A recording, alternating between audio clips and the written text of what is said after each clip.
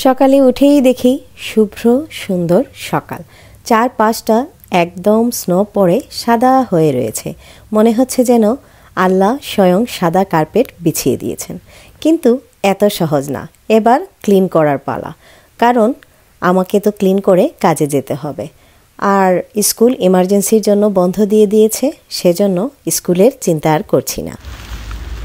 দেখুন কি পরিমাণ স্নো পড়ছে। এখন গাড়িটা ক্লিন করব, তারপর আমার ড্রাইভওয়েটা একটু ক্লিন করব, তারপর চলে যাব কাজে। আর ভালোই স্নো পড়ছে, আজকে বেলা 1টা পর্যন্ত স্নো পড়বে। সো কিছু করার নেই, এখন গাড়িটা ক্লিন করে ফেলবো। স্নো ভালো লাগে তখনই যদি উইকেন্ড থাকে তাহলে, আর উইকডেতে কারণ কাজ থাকে, সেজন্য আপনাকে বের হতেই হবে, কোনো চয়েস নেই।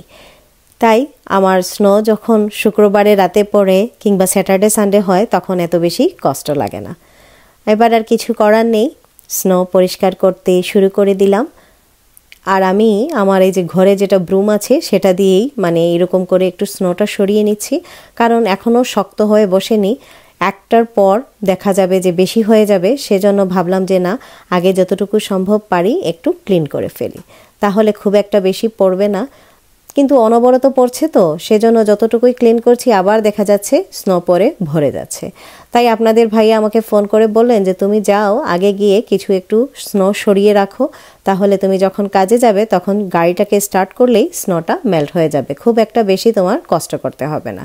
তাই ওনার কথা শুনে আর দেরি নেই, আমি ব্রুমটা নিয়ে বের হয়ে ক্লিন করা শুরু করে দিয়েছি। স্নোর মধ্যে হাঁটতে আমার দারুণ লাগে। কিনা ভালো হতো যদি কাজটা না থাকতো, আর কল আউটও করতে পারছি না কারণ নতুন বছর শুরু হয়েছে সেজন্য। আর এইদিকে দেখুন গাড়িটা অনেক ক্লিন করে ফেলেছি।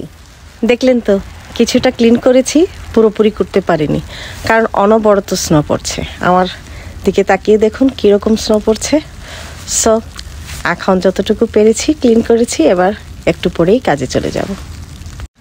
স্নো দেখতে যেরকম সুন্দর লাগে, তার থেকে বেশি কষ্ট হচ্ছে ক্লিন করা, কারণ আপনাকে তো বাইরে বের হতেই হবে এবং আপনার দৈনন্দিন জীবনের কাজগুলো চালিয়ে যেতে হবে। সেজন্য স্নো ঘরে বসে দেখতে যতটুকু সুন্দর, কিন্তু বাইরে যদি কাজ থাকে সেটা কিন্তু তত সুন্দর হয় না। আপনাদের ভাইয়া তো ভোরেই কাজে চলে গিয়েছেন, সেজন্য উনি এত কিছু টের পাননি। স্নো শুরু হয়েছে সকাল 8টা থেকে এবং 1টা অবধি চলবে। আমি এখন একটু ক্লিন করেছি, দেখি কতটুকু আবার হয়। সো কেয়ার করা, নিজের কাজ তো নিজের চালিয়ে যেতেই হবে, তাই না? সো আজকের ব্লগটুকু এতটুকুই ছিল, দেখালাম আপনাদেরকে স্নোর সৌন্দর্য এবং স্নো পড়লে আমাদেরকে কতটুকু কষ্ট পোহাতে হয় সেগুলোও দেখালাম। ভালো থাকবেন সবাই, আগামীতে নতুন আরেকটা ব্লগে দেখা হবে। সেই পর্যন্ত আল্লাহ হাফেজ।